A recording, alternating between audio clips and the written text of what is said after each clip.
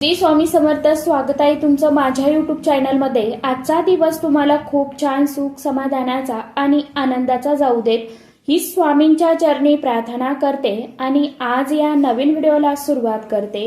सर्वप्रथम सर्व युट्यूब फॅमिलीला मकर संक्रांतीच्या आणि षटतिला एकादशीच्या सर्वांना खूप खूप शुभेच्छा. तिळगुळ घ्या, गोड गोड बोला. तर बघा मित्रमैत्रिणींनो, मकर संक्रांती आणि एकादशीचा दुर्मिळ योग, हा योग वर्षानुवर्ष सहजासहजी येत नाही. हा दिवस सूर्यदेव भगवान सूर्यदेव, श्री विष्णू देवी, लक्ष्मी आणि पितृदेवता यांना एकाच वेळी प्रसन्न करणारा दिवस मानला जातो.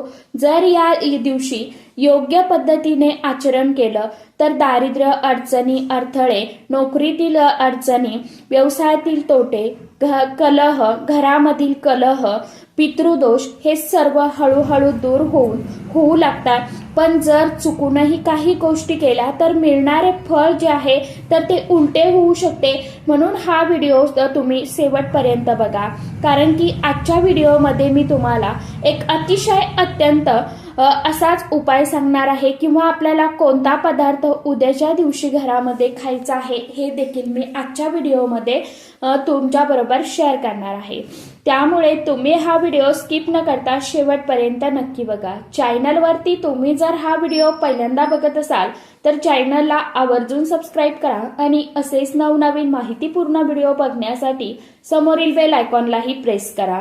त्यामुळे काय होईल, जेव्हा कधी मी नवीन व्हिडिओ अपलोड करेल तर सर्वात अगोदर त्याचं नोटिफिकेशन तुम्हाला मिळेल आणि तुम्ही एकही व्हिडिओ मिस करणार नाही.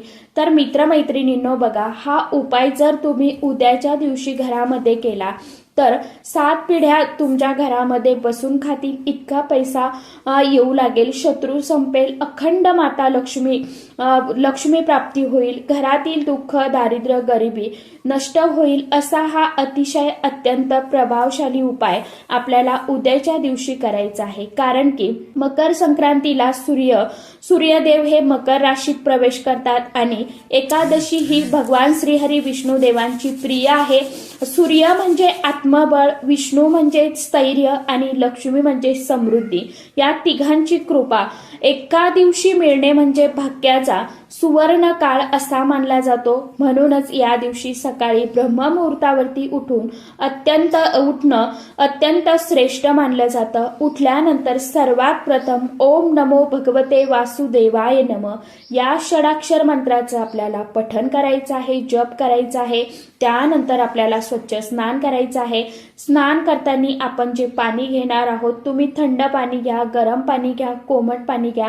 त्या पाण्यामध्ये तुम्हाला थोडेसे गंगाजल टाकायचं आहे, तुळशीचे पान टाकायचे आहे, काळे तीळ टाकून आणि चिमूटभर हळद टाकून तुम्हाला स्नान करायचे आहे. आजपासून माझ्या घरात दारिद्र्य नष्ट होऊन माता लक्ष्मी माझ्या घरामध्ये स्थायी स्वरूपात निवास करत आहे असा मनामध्ये आपल्याला संकल्प करायचा आहे. या दिवशी काय करू नये, या दिवशी केस नखे कापू नका, तेल लावू नका. आंघोळ करत असताना तिळाचे जे तेल असतं तर त्याचं तीळ जे असतात ना तर त्याचं उठणं आपल्याला लावायचं आहे.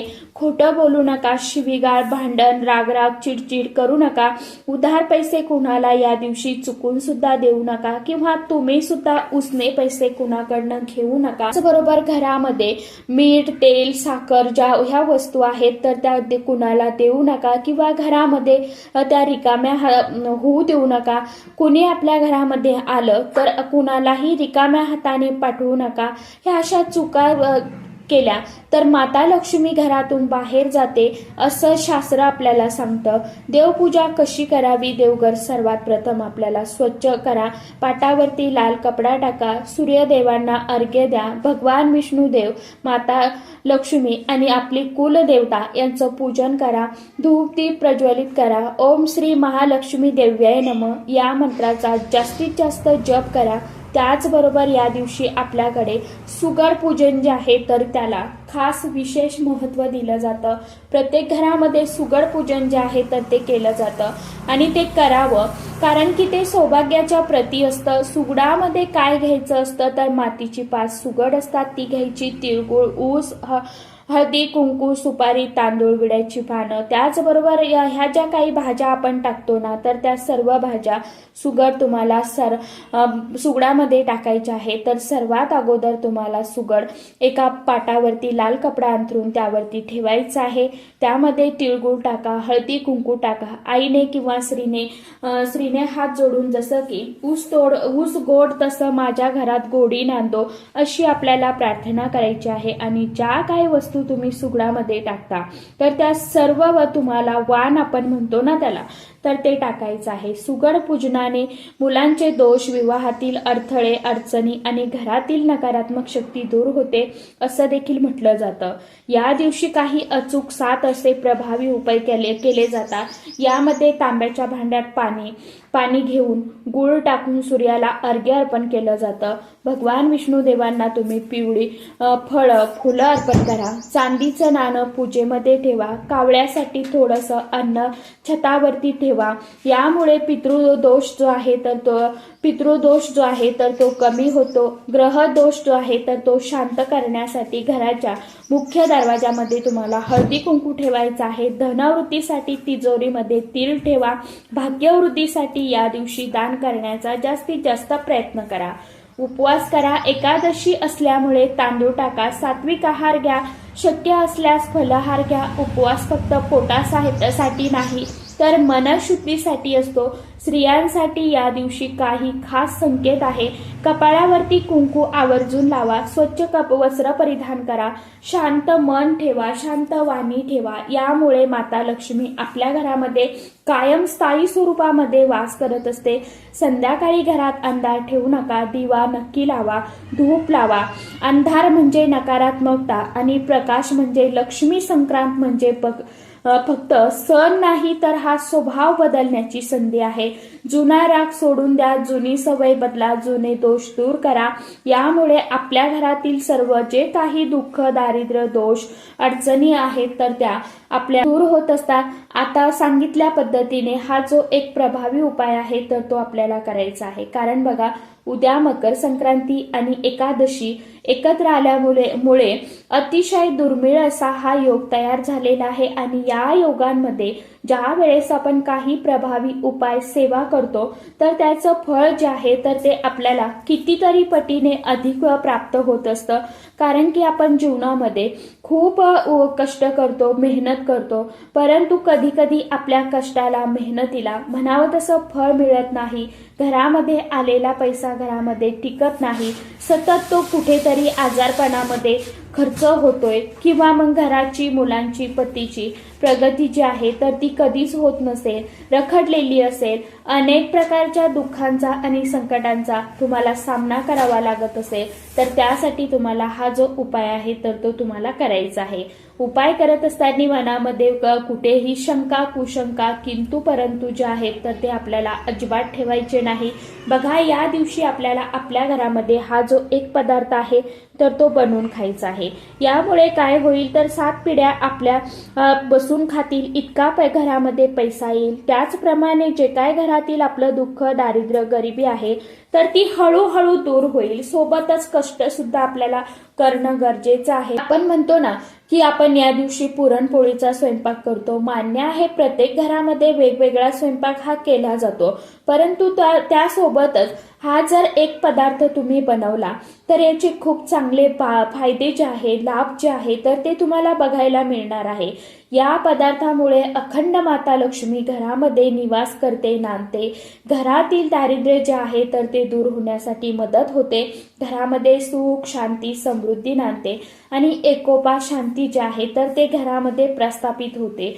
अशा या ज्या काही आपल्या अनेक समस्या असतात ना तर त्या समस्या आपल्या घरामध्ये होत असतात.